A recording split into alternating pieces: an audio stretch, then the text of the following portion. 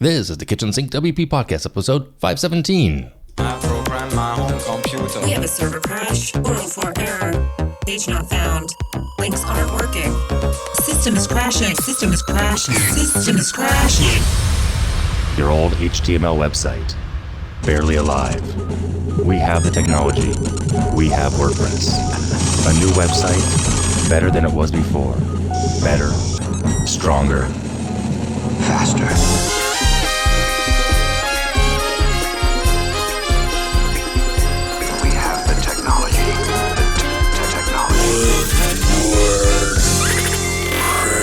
Why, hello everybody, this is Adam Silver, the host of the Kitchen Sink WP Podcast. Thanks for being here. Let's get started. All right, upcoming events. We have one actually next weekend, WordPress Web Challenge on January 27th. It's in Jakarta, and I'm not exactly sure what it is, only because is it in English? No, the language, it's not translating for me.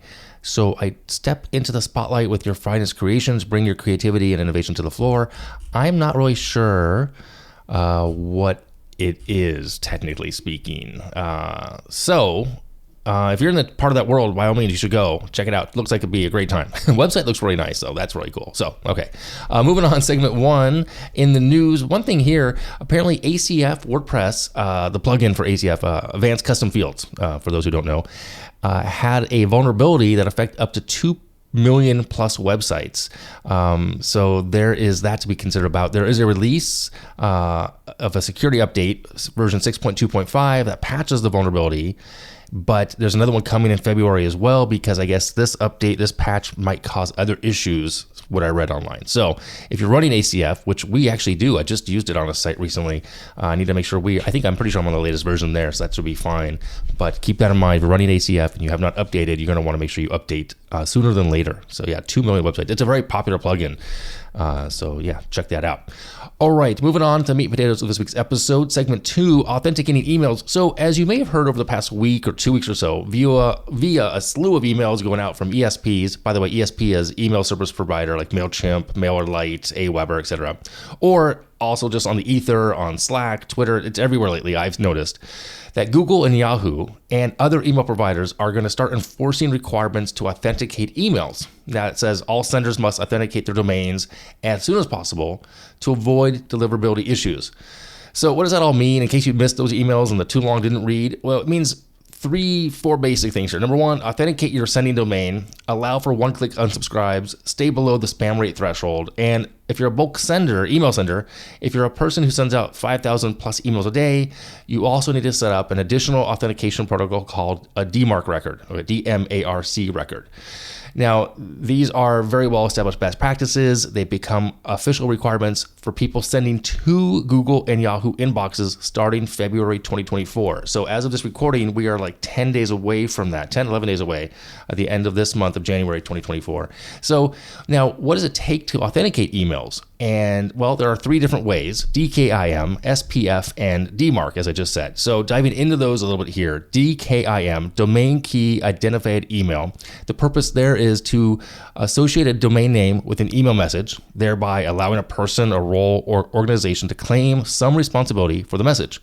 Now, how it works is it involves adding a digital signature to the email header using a private key, and the recipient can then verify the signature by using a public key published in a DNS record of the sending domain. It gets a little technically tricky here, and we'll talk about how that works out in a minute here. The benefits, of course, would be that it helps prevent email spoofing, ensuring that email hasn't been altered during transit, and can be trusted by the recipient.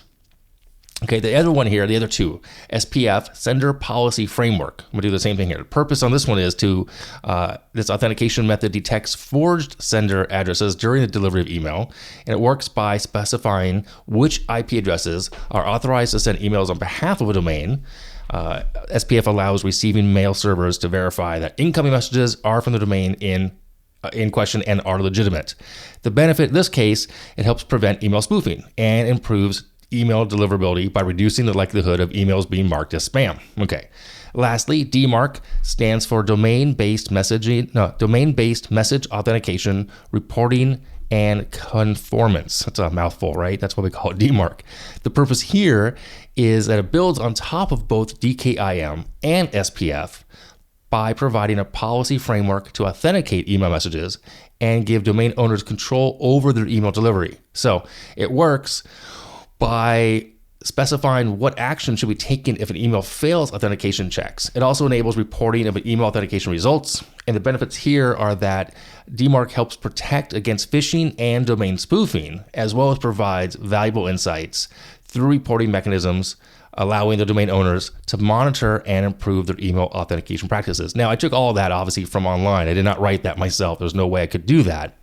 So now moving forward, what's the next step? How do you implement this? Well, not that difficult really. It's pretty much creating a text record at your DNS registrar of record of that you use. So, and I'll put links, I'll put samples in the show notes, excuse me. For example, SPF, it's a piece of code that's a text record, not code, it's text. It's like V equals SPF 1 space include colon SPFexample.com and then a tilde sign all. That's a sample record for SPF. DKIM is similar to that, but with an RSA key in there as well. And the DMARC has quarantine rules, an email that reports back to a certain email address. And it's too technical, not too technical. It's just too, what's the word I'm looking for? Vague, kind of just to say these letters and words out to you right here. But again, we'll talk about implementing these in a minute here and where to find information on this for your needs in a second here. The two last items I want to mention here is recommended actions also to take if you're using like an email service provider, for example, like a MailChimp, a MailerLite, Aweber. Enable double opt-in, this is number one. Requiring subscribers to double opt-in stops the bot attacks in their tracks. It really does. It can prevent dangerous email addresses called spam traps, and it prevents hard bounces by not importing addresses with typos and weeds out anyone who isn't genuinely interested in the messaging that you're sending. Okay.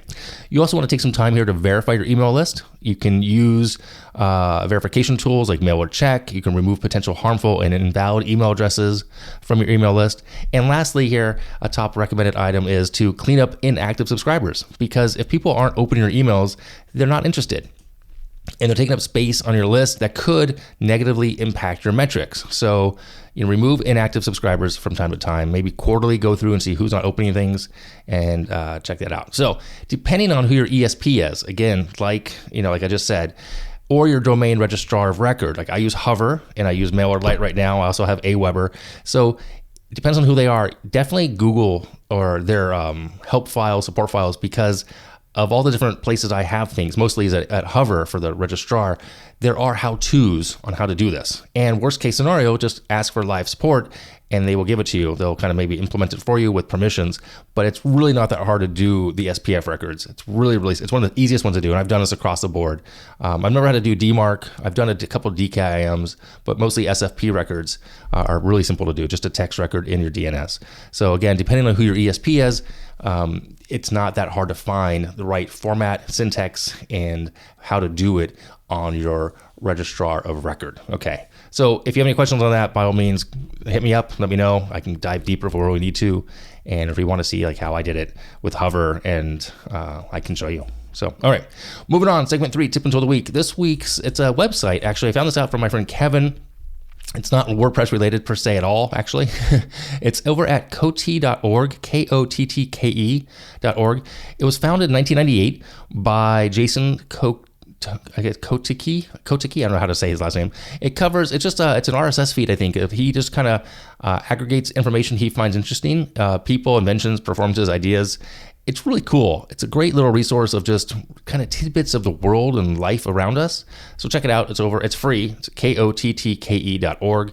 I just thought it'd be interesting to share because it's, sometimes nice to get away from our day-to-day, everyday, constant influx of all WordPress all the time stuff. So there you go, kottke.org. So I'm going to wrap it up here. If you have any questions, go ahead, send it in via email, adam@kitchensinkwp.com, or use that SpeakPipe function on the website. If you want to support the show, you can. That'd be awesome. You can become a Patreon, kitchensinkwp.com/Patreon. You can also buy me a coffee like someone did last week. It's awesome. You can sponsor the show. There's a form on the website. Check it out. Submit that, and we'll get back to you as soon as I can. Thanks for listening. See you next week. Now go out and do some awesome things with WordPress. All right? Bye-bye.